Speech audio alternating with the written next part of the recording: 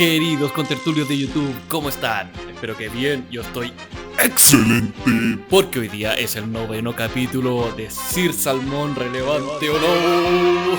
Y como dice el título, hoy hablaremos sobre el peor premio Nobel jamás otorgado.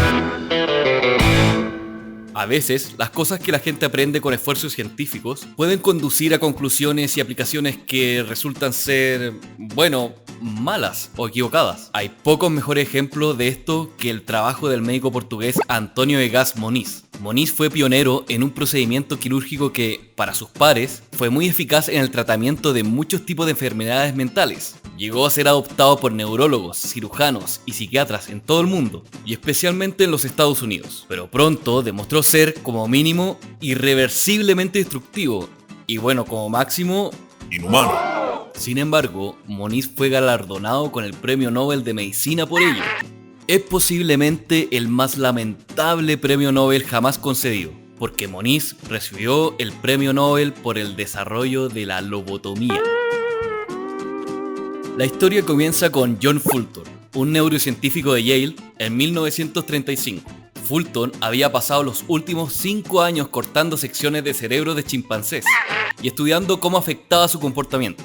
Él trabajaba en su mayoría con la corteza cerebral, la capa externa del cerebro. Esta corteza se divide en 4 lóbulos, y cada lóbulo es responsable de un diferente conjunto de funciones cognitivas. El lóbulo temporal, por ejemplo, se encuentra en la parte inferior del cerebro y se asocia con la memoria, el sonido y el lenguaje.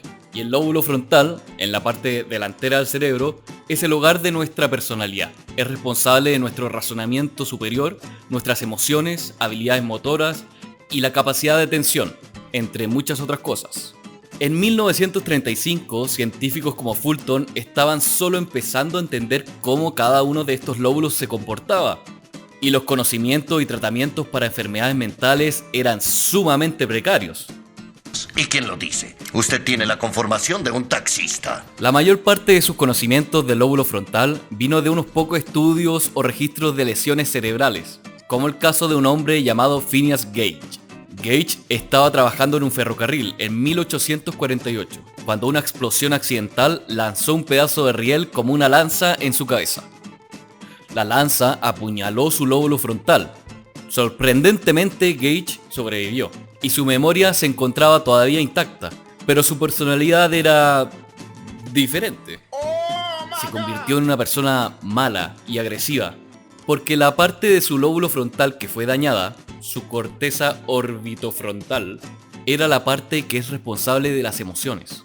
Fulton encontró que los resultados son similares cuando se retira la corteza orbitofrontal de chimpancés. Realizó este procedimiento en 2 chimpancés llamadas Becky y Lucy, y comenzaron rápidamente exhibiendo un comportamiento inapropiado. Defecar en el suelo, hacer berrinches, generalmente solo actuar fuera de control. Sin embargo, cuando Fulton retiró totalmente su lóbulo frontal, se volvieron más dóciles, relajadas, calmadas. Fulton presentó sus resultados en la segunda Conferencia Internacional Anual de Neurología, en Londres, en 1935. Y entre los presentes estaba António Egas Moniz, nuestro protagonista. Ahora, en cierto modo, Moniz fue algo así como un verdadero hombre renacentista. Fue profesor de medicina que sirvió como embajador de España durante la Primera Guerra Mundial. Era un legislador exitoso que escribió una serie de libros muy populares sobre la sexualidad humana. Y era un socialité extravagante que le lanzaba suntuosas fiestas y diseñaba él mismo los vestidos de noche de su esposa. Era impulsivo, apasionado, confiado y por supuesto muy inteligente. De hecho, por el tiempo que conoció a Fulton en Londres, Moniz ya casi había ganado el Nobel por el desarrollo de una de las más importantes innovaciones en neurocirugía en el momento. Anteriormente, ya por el 1925, había querido averiguar una forma no invasiva para diagnosticar tumores en el cerebro. Así que ideó un concepto llamado angiografía cerebral. en el que se inyectaba una solución de yoduro de sodio en la arteria carótida, en el cuello del paciente. La solución entonces fluiría dentro del cerebro. Dado que el yoduro de sodio no puede ser penetrado por la mayoría de los tipos de radiación electromagnética, mostraba los vasos sanguíneos de forma muy clara cuando se los miraba en rayos X. Esto permitió a los médicos encontrar problemas en los vasos sanguíneos del cerebro, causados por tumores u otras obstrucciones. La técnica de Moniz fue un gran avance en la imagen del cerebro y sentó las bases para métodos que todavía utilizamos hoy en día para diagnosticar condiciones como aneurismas. Para ese entonces, él ya había sido nominado 2 veces para el Premio Nobel de Medicina, pero fue frustrado. Como algunos historiadores dirían, por un presidente del Comité del Nobel celoso. Pero cuando Moniz vio la presentación de Fulton, se volvió a inspirar, porque además de su trabajo en imágenes cerebrales, Moniz había pasado años trabajando con pacientes severamente deprimidos, ansiosos y esquizofrénicos, y había desarrollado una teoría, no basada en ningún tipo de dato empírico, que la enfermedad mental es causada por el mal funcionamiento de la sinapsis, o conexiones entre las células cerebrales en la corteza frontal. Creía que eran estas malas conexiones disparadas una y otra vez las que llevaban a los patrones de pensamientos obsesivos que atormentaban a muchos de sus pacientes. Sin embargo, Moniz no tenía forma de identificar cuál sinapsis individual estaba supuestamente funcionando mal. Así que propuso un procedimiento basado en el trabajo de Fulton para descubrir las fibras nerviosas, también conocidas como materia blanca, que conecta el lóbulo frontal hacia el tálamo. El tálamo vendría siendo la estructura en lo profundo del cerebro que recibe y retransmite señales sensoriales. Al cortar esa conexión, Moniz creía poder incomunicar el lóbulo frontal y sus sinapsis rotas del resto del cerebro, haciéndolo inútil. Tan solo 4 meses después de la conferencia de Londres, Moniz intentó esta operación por primera vez en un humano. No lo realizó él mismo, porque sus manos estaban algo deformadas por la gota. En su lugar, dirigió a un asistente de laboratorio para perforar 2 agujeros en el cráneo de una ex prostituta de 60 años de edad, que padecía de psicosis. Luego, el asistente destruyó las fibras nerviosas con 2 inyecciones de alcohol puro. Y bueno, la operación funcionó, en el sentido de que la mujer dejó de presentar síntomas de psicosis, pero en realidad la despersonalizó. Sus procesos de pensamientos psicóticos parecían haber parado, pero también lo hicieron todas sus emociones. Entonces, esencialmente, eliminó lo que la hacía humana. Con el tiempo, Moniz realizó la operación en otros 19 pacientes, refinando eventualmente el procedimiento con el uso de un leucótomo. Este se insertaba en el agujero y con la rotación seccionaba más o menos rodajas del cerebro dependiendo de la gravedad del paciente. Esto le permitió experimentar con mayor precisión con cuáles fibras nerviosas tratar. Sin embargo, solo una ruptura completa de las neurofibras parecía crear los efectos que quería, que claro, era que los pacientes ya no muestren síntomas de ansiedad, depresión o esquizofrenia. Llamó a este procedimiento la leucotomía prefrontal. Leuco, que en griego significa blanco, en referencia a la materia blanca, y tomí, que significa corte. Y publicó sus resultados en 1937. Un par de años más tarde, en 1939, cuando contaba con 63 años de edad, un paciente psiquiátrico al que atendía le disparó 8 tiros, dejándolo paralítico el resto de su vida. Este evento no afectaría su carrera y finalmente murió a los 81 años debido a una hemorragia interna, el 13 de diciembre de 1955, en Lisboa, Portugal. Volviendo a 1937, el trabajo de Moniz pronto causó furor en los Estados Unidos, donde el número de hospitales psiquiátricos y de pacientes se había duplicado desde 1903. El culpable de la popularidad de este tratamiento en los Estados Unidos fue el profesor de neurología Walter Freeman, quien realizó miles de operaciones a pesar de no ser cirujano. Freeman y su ayudante realizaron su primera leucotomía en una ama de casa de Kansas.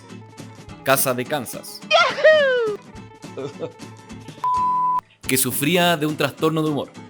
Después de la cirugía, sus cambios de humor se detuvieron y pruebas posteriores mostraron que sus recuerdos estaban intactos, así como sus movimientos e interacciones con la gente. Sin embargo, los médicos también notaron que su personalidad se había esencialmente ido. Aunque ya no era afectada por su trastorno del humor, estaba fundamentalmente alterada en muchas otras maneras. Ella simplemente existía. En los años siguientes, Freeman estandarizó el procedimiento de la leucotomía y le cambió el nombre a lobotomía estándar. Con su asistente publicaron un libro popular sobre el tema en 1942, y después del término de la Segunda Guerra Mundial y miles de soldados regresando a sus hogares con trastorno de estrés postraumático, el número de lobotomías realizadas por año pasó de 100 a 5.000. El procedimiento pasó a ser una solución para todo.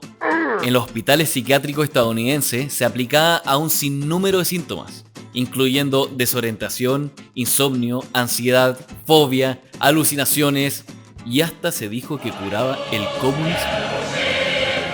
Diferentes versiones del procedimiento se fueron ramificando, y la versión estándar que proponía Walter Freeman fue la lobotomía transorbital, conocida también como la técnica del picahielo, en la que una versión más delgada del leucótomo, llamado orbitoclasto, era empujado bajo el párpado hacia el lóbulo frontal con un mazo. El cirujano luego barrería el instrumento alrededor para cortar la conexión del lóbulo con el tálamo.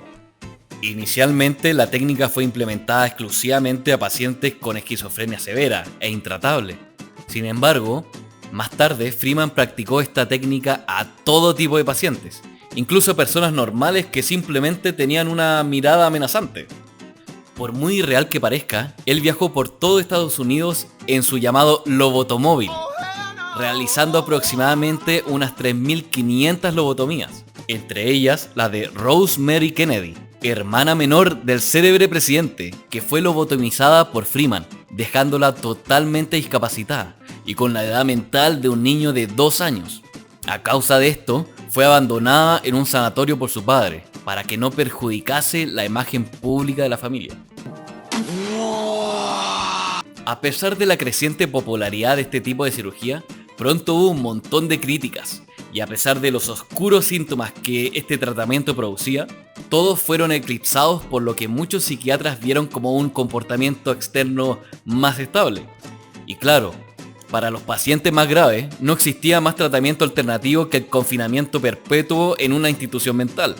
Es posible que la lobotomía simplemente se utilizara para poder calmar y hacer más manejable a los pacientes mentales. La moda de la lobotomía alcanzó su pico en 1949, cuando Moniz, quien en este punto era considerado el padre del procedimiento, fue galardonado con el Premio Nobel de Medicina por su descubrimiento del valor terapéutico de la lobotomía en determinada psicosis, siendo el primer portugués en ganar un premio Nobel. La lobotomía permaneció común hasta 1952, cuando una compañía farmacéutica francesa cambió la psiquiatría para siempre, mediante la introducción de la clorpromacina, un medicamento que bloquea los receptores de dopamina en el cerebro. Temas de dopamina hiperactivos pueden causar emociones y condiciones enaltecidas como la psicosis, y la droga trabaja bloqueando los receptores de dopamina en las células del cerebro, calmando su actividad. Con este nuevo fármaco ya disponible, no había necesidad de cirugías costosas y peligrosas, y pronto el uso de la lobotomía disminuyó rápidamente. Desafortunadamente para entonces, más de 50.000 personas fueron lobotomizadas alrededor del mundo.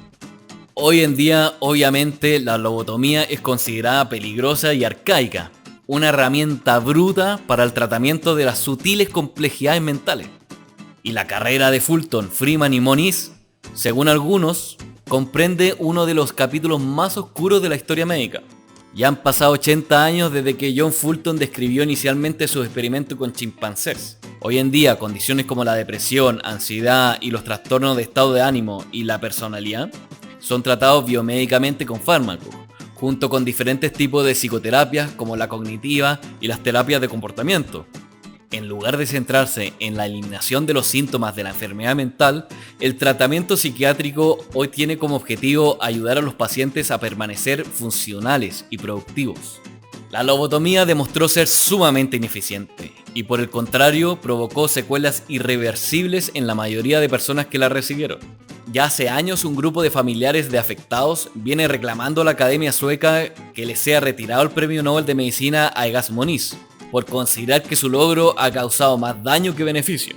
Antonio Egas Moniz también realizó trabajos importantísimos cuyos efectos se siguen sintiendo y son utilizados en la actualidad.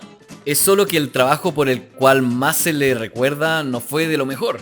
Y a pesar de que en los años 30 se le veía como candidato al premio Nobel, como mencionamos anteriormente, la historia quiso otorgarle este infame premio Nobel por su descubrimiento del valor terapéutico de la lobotomía en determinadas psicosis. Bueno, queridos contertulios, así concluye el capítulo de hoy. Espero que les haya gustado. Si fue así, no se olviden de ponerle like, suscribirse y...